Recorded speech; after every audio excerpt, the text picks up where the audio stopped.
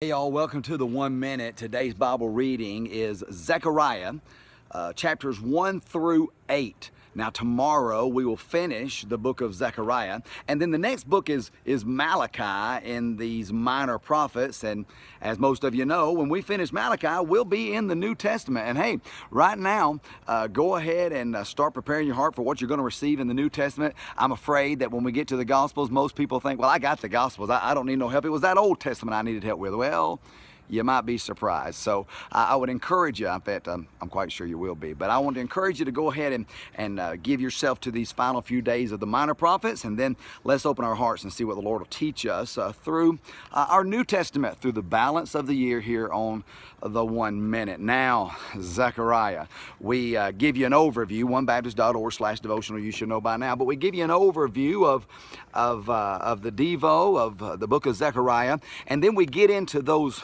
first 8 chapters. But I do want to make mention of something from the very first paragraph of our overview, because sometimes maybe people are watching the video, but they don't go to the Devo. Oh, you should. You're missing out. But nonetheless, we make mention how that in this little 14-chapter minor prophet book, that over 40 times it is mentioned or referred to in our New Testament. In fact, we say it there, and I think you will see it to be true as you read that Zechariah is the most Christ-centered of all the minor prophets books. In fact, it's most probably the greatest messianic book, which is talking about Jesus being the Messiah, in all of the Old Testament.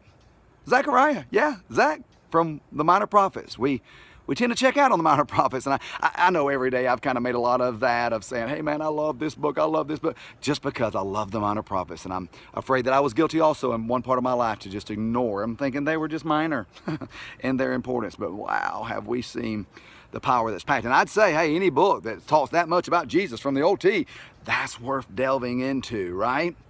And so I want you to do that. When you go to the Devo today, you'll see all the areas that we speak of, how it is speaking about the Lord, His second coming, and all that goes into that. And I'll get into that more tomorrow in the balance of Zechariah, because I want to speak to you off subject of the Devo, because it does such a good job covering all the chapters from that view. I want to speak to you practically from chapter 7. If you were to look into Zechariah chapter 7, you'll see that these men are coming to, quote unquote, the house of the Lord to pray. And these priests inquire, and they say, should I weep in the 5th month, separating myself as I have done these so many years? What they're saying is, hey, you know, I've been doing this deal of praying and fasting, and you know, we're even combining some weeping with it. We've been doing it all these years, but we're not seeing that we're getting any kind of benefit from that. And I'm thinking to myself, here we are in the last days, and I'm reading that. And isn't that so, what we like to say, isn't that so Laodicea? Isn't that such a picture of these days? Oh, I'll do it if I see a benefit from me. That's why we're doing what we're doing. Why do you read the Bible?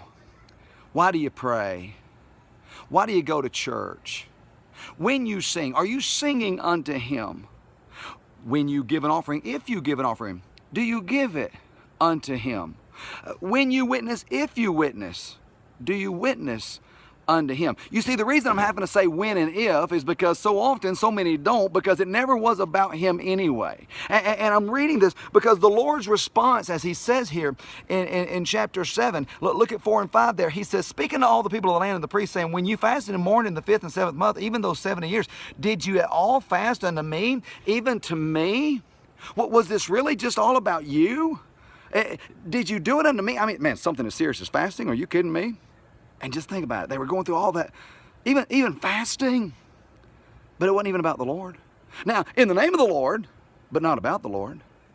And I'm afraid that is so reflective of this day, where there's so many things that's done in the name of the Lord, but the truth is the motive is for you and me. I say let's get back to doing all things unto Him and for His glory, whether we see the benefit or not. But I dare say we'd probably see some benefit if we do what we do unto the one whom we're supposed to be doing it for. God bless you.